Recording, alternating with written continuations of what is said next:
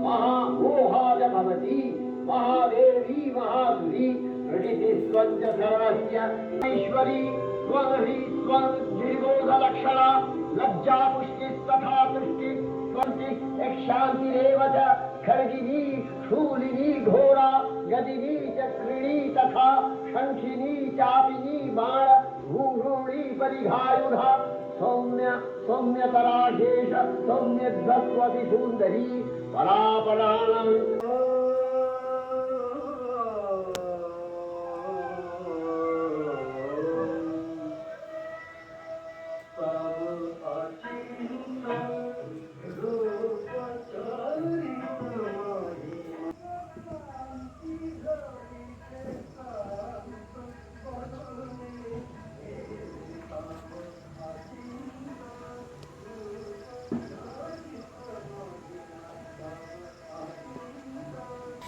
এখন ভোরবেলা 4:30 বাজে। আজকে মহালয়া, দেবীপক্ষের সূচনা হচ্ছে আজকে। আমার কাছে রেডিও নেই, তাই আপাতত টিভিতে ইউটিউবে মহালয়া চলছে। তো জলপাইগুড়ির একটা স্পেশাল জিনিস আছে, সেটা হচ্ছে মানে এটা আমাদের সাউথ বেঙ্গলে নেই, ওকে, যেটা আমি এখানে একটা শক কালচার বলতে পারেন, যেখানে মহালয়ার দিন প্রচুর বাজি ফাটানো হয়। তার কারণ হচ্ছে জলপাইগুড়িতে যেহেতু রাজা ছিলেন, তো রাজা হচ্ছে মহালয়ার ভোরবেলা তর্পণ করতে যেতেন।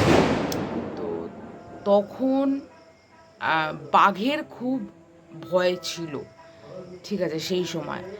তো বাঘকে তাড়ানোর জন্য, এবং যেহেতু ডুয়ার্স মানে পুরোটাই বন জঙ্গল এলাকা, শুধুমাত্র বাঘ না, আরও মানে জীবজন্তু যারা বনে বাস করতো, তো তাদেরকেও ভাগানোর জন্য তিস্তা নদী থেকে, যেহেতু তিস্তায় উনি তর্পণ করতে যেতেন, তো সেহেতু যাতে জীবজন্তু সেখানে না আসে বা কোনো ক্ষতি না হয় রাজার, তার জন্য প্রজারা ভোরবেলা থেকে বাজি ফাটানো শুরু করতো। যদিও বা এখন শুধুমাত্র ভোরবেলা না, আমি প্রায় এখন গত 1 সপ্তাহ ধরে বাজি ফাটানোর আওয়াজ শুনতে পাচ্ছি। আজকে তো যেন মনে হচ্ছে দিওয়ালি চলছে, তো এতটাই বাজি ফাটানো। এই বাজি ফাটাটা থ্রু আউট দ্য পুজো হয় এখানে। তো সেটাই সেলিব্রেট করার জন্য আজকে আমিও নিয়ে চলে এসেছি বাজি। আমার যেন মনে হচ্ছে দিওয়ালি হচ্ছে, তো আমিও আজকে বাজি ফাটাবো মহালয়া শুনতে শুনতে। এটা একটা দারুণ এক্সপিরিয়েন্স অলদো।